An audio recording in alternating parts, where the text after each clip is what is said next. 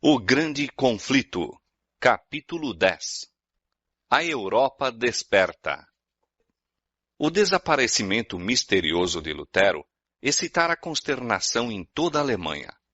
Ouviam-se por toda parte indagações a respeito dele.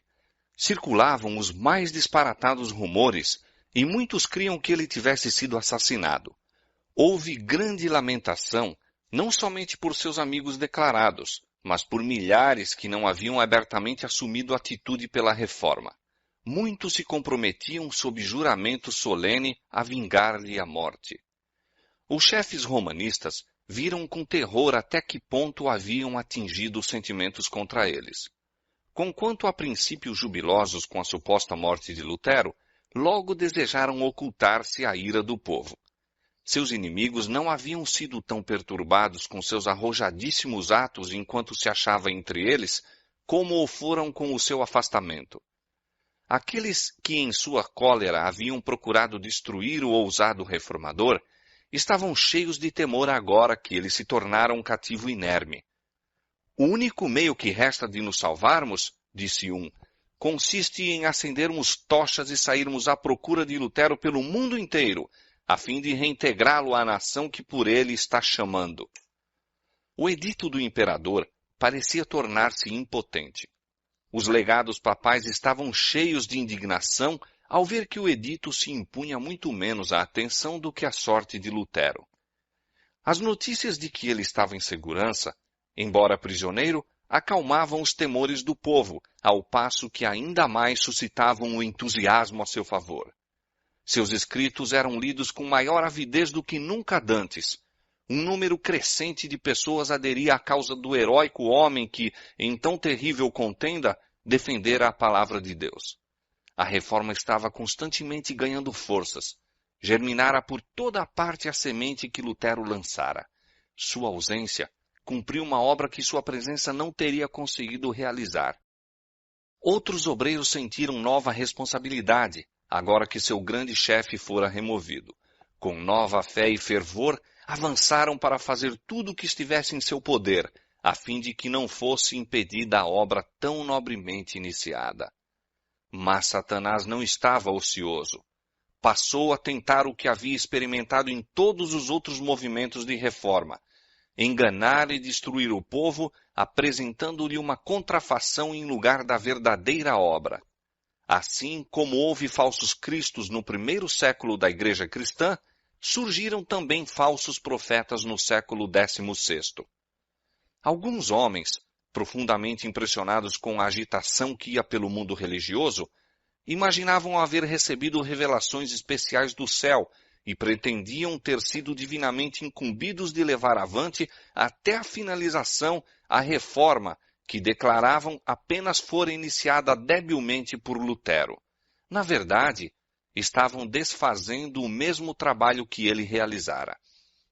Rejeitavam o grande princípio que era o próprio fundamento da reforma, que a palavra de Deus é a todo suficiente regra de fé e prática, e substituíram aquele guia infalível pela norma mutável, incerta, de seus próprios sentimentos e impressões.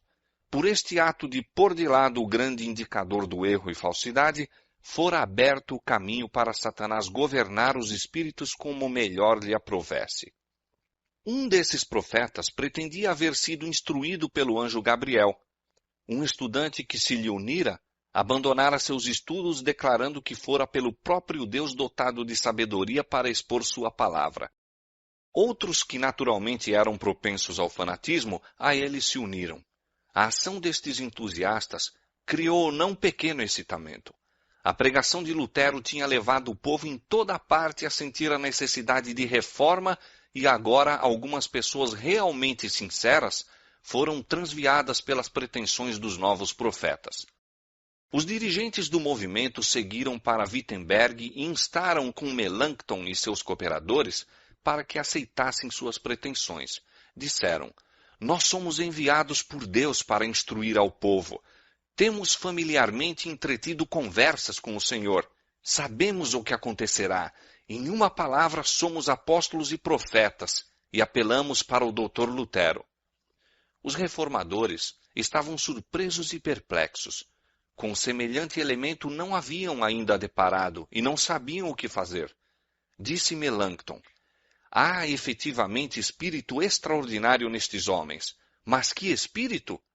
De um lado, acautelemo-nos de entristecer o Espírito de Deus, e de outro, de sermos desgarrados pelo espírito de Satanás. O fruto do novo ensino logo se tornou manifesto. O povo foi levado a negligenciar a Bíblia ou lançá-la inteiramente à parte. Nas escolas estabeleceu-se confusão. Estudantes, repelindo toda a restrição, abandonavam seus estudos e retiravam-se da universidade. Os homens que se julgavam competentes para reanimar e dirigir a obra da reforma conseguiram unicamente levá-las às bordas da ruína. Os representantes de Roma recuperaram então sua confiança e exclamaram exultantemente: mais uma luta e tudo será nosso. Lutero, em Wartburgo, ouvindo o que ocorrera, disse com profundo pesar: sempre esperei que Satanás nos mandaria esta praga. Percebeu o verdadeiro caráter destes pretensos profetas e viu o perigo que ameaçava a causa da verdade. A oposição do Papa e do Imperador não lhe tinha causado perplexidade e angústia tão grandes como as que experimentava agora. Dos professos amigos da Reforma haviam surgido seus piores inimigos. As mesmas verdades que lhe haviam trazido tão grande alegria e consolação estavam sendo empregadas para provocar contenda e criar confusão na Igreja. Na obra da Reforma, Lutero fora compelido à frente pelo Espírito de Deus e levado além do que ele pessoalmente teria ido. Não se propusera assumir as posições que assumiu, nem efetuar mudanças tão radicais. Não fora senão o instrumento nas mãos do poder infinito. Contudo, muitas vezes estremecia pelos resultados de seu trabalho. Dissera uma vez: se eu soubesse que minha doutrina tivesse prejudicado a um homem, um único homem, por humilde e obscuro que fosse, o que não pode ser, pois que é o próprio Evangelho, eu preferia morrer 10 vezes a não retratar-me. E então, Wittenberg mesmo, o próprio centro da Reforma, estava rapidamente a cair sob o poder do fanatismo e da anarquia. Esta terrível condição não resultara dos ensinos de Lutero, mas por toda a Alemanha seus inimigos o estavam acusando disso. Em amargura d'alma, ele algumas vezes perguntou: poderá, então, ser esse o fim desta grande obra da Reforma? De novo, lutando com Deus em oração, encheu-se-lhe de paz a alma. A obra não é minha, mas tua, disse ele. Não permitirás que ela se corrompa pela superstição ou fanatismo. Mas o pensamento de permanecer por mais tempo afastado do conflito, numa crise tal, tornou-se-lhe insuportável. Resolveu voltar a Wittenberg. Sem demora, iniciou a perigosa viagem. Achava-se sob a condenação do Império. Os inimigos tinham a liberdade de tirar-lhe a vida. Aos amigos era vedado auxiliá-lo ou abrigá-lo. O governo imperial estava adotando as mais enérgicas medidas contra seus adeptos. Ele, porém, via que a obra do Evangelho estava perigando e, em nome do Senhor, saiu destemidamente para batalhar pela verdade. Em carta ao eleitor, depois de declarar seu propósito de deixar Wartburgo, Lutero disse: seja Vossa Alteza cientificado de que vou a Wittenberg sob uma proteção muito mais elevada do que a de príncipes e eleitores. Não penso em solicitar o apoio de Vossa Alteza, e, longe de desejar sua proteção, eu mesmo, antes, o protegerei. Se eu soubesse que Vossa Alteza poderia ou quereria proteger-me, não iria de maneira nenhuma a Wittenberg. Não há espada que possa favorecer esta causa. Deus, somente, deve fazer tudo sem o auxílio ou cooperação do homem. Aquele que tem a maior fé é o que é mais capaz de proteger. Em segunda carta, escrita em caminho para Wittenberg, Lutero acrescentou: estou pronto para incorrer no desagrado de Vossa Alteza e na ira do mundo inteiro. Não são os habitantes de Wittenberg minhas ovelhas? não as confiou Deus a mim? E não deveria eu, sendo necessário, expor-me à morte por sua causa? Demais, temo ver um terrível levante na Alemanha, pelo qual Deus punirá nossa nação. Com grande cautela e humildade, se bem que com decisão e firmeza, entrou em seu trabalho. Pela palavra, disse ele, devemos vencer e destruir o que foi estabelecido pela violência. Não farei uso da força contra os supersticiosos e incrédulos. Ninguém deve ser constrangido. A liberdade é a própria essência da fé. Logo rumorejou em toda Wittenberg que Lutero voltara e que deveria pregar. O povo congregou-se de todas as direções e a igreja transbordou. Subindo ao púlpito com grande sabedoria e mansidão, instruiu, exortou e reprovou. Abordando o procedimento de alguns que haviam recorrido a medidas violentas para abolir a missa, disse: a missa é coisa má. Deus se opõe a ela. Deve ser abolida. E eu gostaria que no mundo inteiro fosse substituída pela ceia do Evangelho, mas que ninguém seja dela arrancado pela força. Devemos deixar o caso nas mãos de Deus. Sua palavra deve agir e não nós. E por que assim? Perguntareis.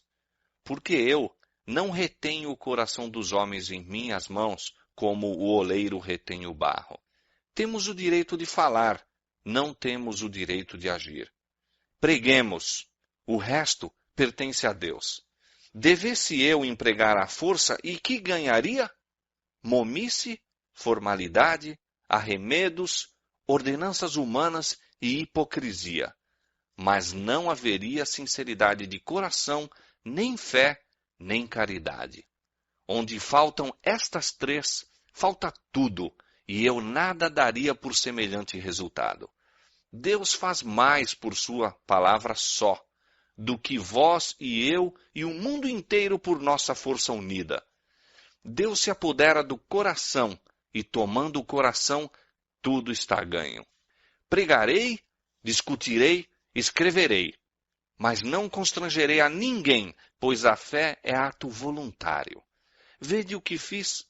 Levantei-me contra o Papa, seus partidários e as indulgências, mas sem violência nem tumulto. Apresentei a palavra de Deus, preguei e escrevi, isto é tudo o que fiz. E, no entanto, enquanto eu dormia, a palavra que eu pregara subverteu o papado, de maneira tal que nunca um príncipe ou imperador lhe vibrou semelhante golpe. E, contudo, nada fiz. A palavra só fez tudo. Se eu houvesse querido apelar para a força, a Alemanha inteira teria sido talvez inundada de sangue. Mas qual seria o resultado? Ruína e desolação, tanto para o corpo como para a alma. Portanto, conservei-me quieto e deixei a palavra sozinha correr através do mundo. Dia após dia, durante uma semana inteira, Lutero continuou a pregar às ávidas multidões. A palavra de Deus quebrou o encanto da excitação fanática. O poder do Evangelho trouxe de novo para o caminho da verdade o povo transviado. Lutero não tinha desejo de encontrar-se com os fanáticos cujo proceder fora a causa de tão grande mal. Sabia que eram homens de juízo deficiente e de indisciplinadas paixões, os quais, conquanto pretendessem ser especialmente iluminados pelo céu, não suportariam a mínima contradição ou mesmo a mais benévola reprovação ou conselho. Arrogando-se autoridade suprema, exigiam que cada um, sem qualquer questão, reconhecesse o que pretendiam. Mas, ao pedirem uma entrevista com ele, concedeu-lhe, e com tanto êxito expôs as pretensões deles que os impostores de pronto partiram de Wittenberg. O fanatismo foi sustado por algum tempo, mas alguns anos mais tarde irrompeu com maior violência e mais terríveis resultados. Disse Lutero com relação aos dirigentes desse movimento: para eles, as escrituras sagradas não eram senão letra morta, e todos eles começaram a clamar: o Espírito! O Espírito! Mas, certamente, não seguirei para onde seu Espírito os conduz. Deus me guarde, pela sua misericórdia, de uma igreja em que não há senão santos. Desejo associar-me aos humildes, fracos, doentes, que conhecem e sentem seus pecados, e que do fundo do coração gemem e clamam continuamente a Deus para obter dele consolação e apoio. Tomás Münzer, o mais ativo dos fanáticos, era homem de considerável habilidade, que, corretamente dirigida, o teria capacitado a fazer o bem, mas ele não aprendera os rudimentos da verdadeira religião. Possuía-o o desejo de reformar o mundo e esquecia-se, como fazem todos os entusiastas, de que a reforma deveria começar consigo mesmo. Ambicionava obter posição e influência, e não estava disposto a ficar em segundo lugar, mesmo em relação a Lutero. Declarava que os reformadores, substituindo pela autoridade das Escrituras a do Papa, estavam apenas estabelecendo uma forma diversa de papado. Ele próprio pretendia haver sido divinamente incumbido de introduzir a verdadeira reforma. Aquele que possui este espírito, disse Münzer, possui a verdadeira fé, ainda que em sua vida nunca visse as Escrituras. Os ensinadores fanáticos entregaram-se à direção das impressões, considerando todo o pensamento e impulso como sendo a voz de Deus. Consequentemente, iam a grandes extremos. Alguns queimaram mesmo a Bíblia, exclamando: "A letra mata, mas o Espírito vivifica." O ensino de Münzer apelava para o desejo humano do maravilhoso, enquanto satisfazia seu orgulho, colocando virtualmente as ideias e opiniões dos homens acima da palavra de Deus. Suas doutrinas eram recebidas por milhares. Logo, denunciou toda a ordem no culto público e declarou que obedecer aos príncipes era tentar servir simultaneamente a Deus e a Belial. O espírito do povo, começando já a arremessar o jugo do papado, estava-se também tornando impaciente sob as restrições da autoridade civil. Os ensinos revolucionários de Münzer, pretendendo sanção divina, levaram-nos a romper com todo o domínio e dar rédeas a seus preconceitos e paixões. Seguiram-se as mais terríveis cenas de sedição e contenda, e os campos da Alemanha embeberam-se de sangue. A agonia d'alma que havia tanto tempo antes Lutero experimentara em Erfurt, oprimia-o agora com a redobrada força, vendo ele os resultados do fanatismo imputados à reforma. Os príncipes romanistas declaravam, e muitos estavam prontos a dar crédito à declaração, que a rebelião era o fruto legítimo das doutrinas de Lutero.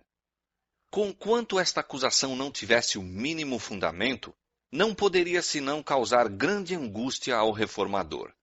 Que a causa da verdade fosse destarte infelicitada, sendo emparelhada com o mais ignóbil fanatismo, parecia mais do que ele poderia suportar.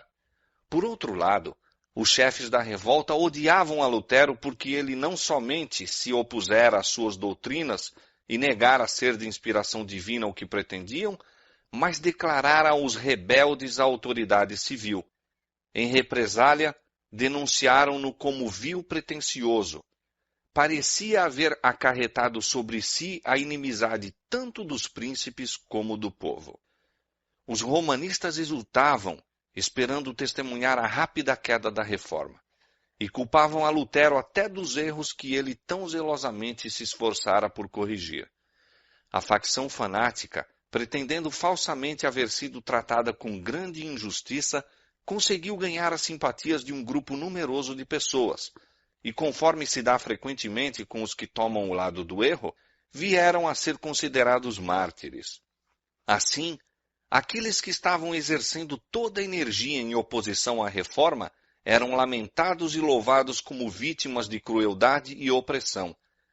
Esta era a obra de Satanás, movido pelo mesmo espírito de rebelião que manifestara primeiramente no céu. Satanás está constantemente procurando enganar os homens e levá-los a chamar ao pecado justiça e à justiça pecado. Quão bem-sucedido tem sido o seu trabalho! Quantas vezes a censura e a exprobração são lançadas sobre os fiéis servos de Deus porque se mantêm destemidos em defesa da verdade. Os homens que não passam de agentes de Satanás são louvados e lisonjeados, e mesmo considerados mártires, enquanto os que deveriam ser respeitados e apoiados pela sua fidelidade a Deus são deixados sós, sob suspeita e desconfiança. A santidade falsificada, a santificação espúria, ainda está a fazer sua obra de engano. Sob várias formas exibe o mesmo espírito dos dias de Lutero, desviando das Escrituras os espíritos e levando os homens a seguir seus próprios sentimentos e impressões, em vez de prestar obediência à lei de Deus. Este é um dos expedientes mais bem-sucedidos de Satanás para lançar opróbrio sobre a pureza e a verdade. Corajosamente, Lutero defendeu o evangelho dos ataques que vinham de todos os lados. A palavra de Deus se demonstrou uma arma poderosa em todo o conflito.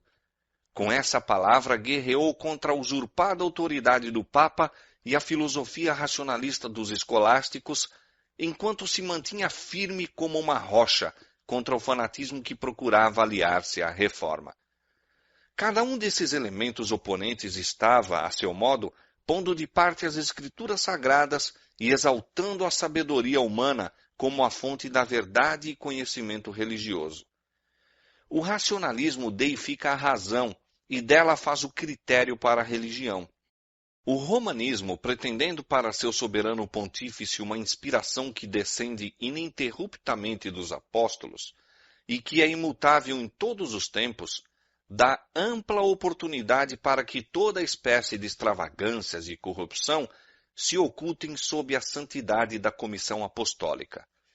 A inspiração pretendida por Minzer e seus companheiros não procedia de uma fonte mais elevada do que as divagações da imaginação, e sua influência era subversiva a toda autoridade humana ou divina. O verdadeiro cristianismo recebe a palavra de Deus como o grande tesouro de verdade inspirada e como a prova de toda inspiração. De volta a Wartburgo, Lutero completou sua tradução do Novo Testamento, que foi logo depois entregue ao povo da Alemanha em sua própria língua. Essa tradução foi recebida com grande alegria por todos os que amavam a verdade, mas rejeitaram-na escarnecedoramente os que preferiam tradições e preceitos de homens.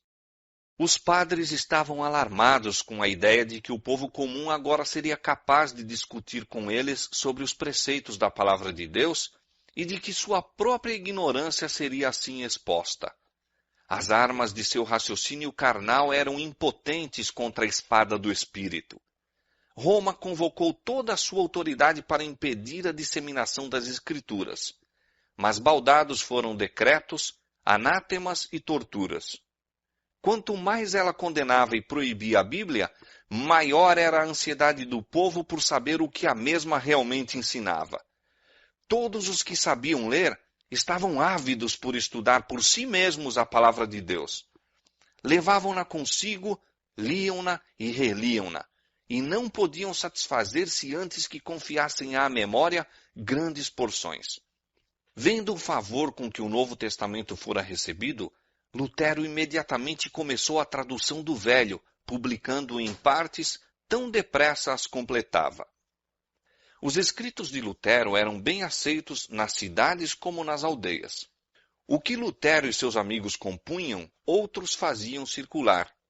Monges convictos do caráter ilícito das obrigações monásticas, desejosos de trocar uma longa vida de indolência por outra de ativo esforço, mas demasiado ignorantes para proclamar a palavra de Deus, viajavam pelas províncias, visitando aldeias e cabanas onde vendiam os livros de Lutero e de seus amigos. Logo enxameavam pela Alemanha aqueles ousados colportores. Ricos e pobres, doutos e ignorantes estudavam com profundo interesse esses escritos. À noite, os professores das escolas da aldeia liam-nos em voz alta e pequenos grupos reunidos junto à lareira. Com cada esforço, algumas almas eram convencidas da verdade e, recebendo a palavra com alegria, por seu turno contavam as boas novas a outros. confirmou-se o que disse o cantor inspirado. A exposição das tuas palavras dá luz, dá entendimento aos simples.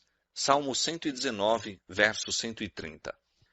O estudo das Escrituras estava operando poderosa mudança no espírito e coração do povo.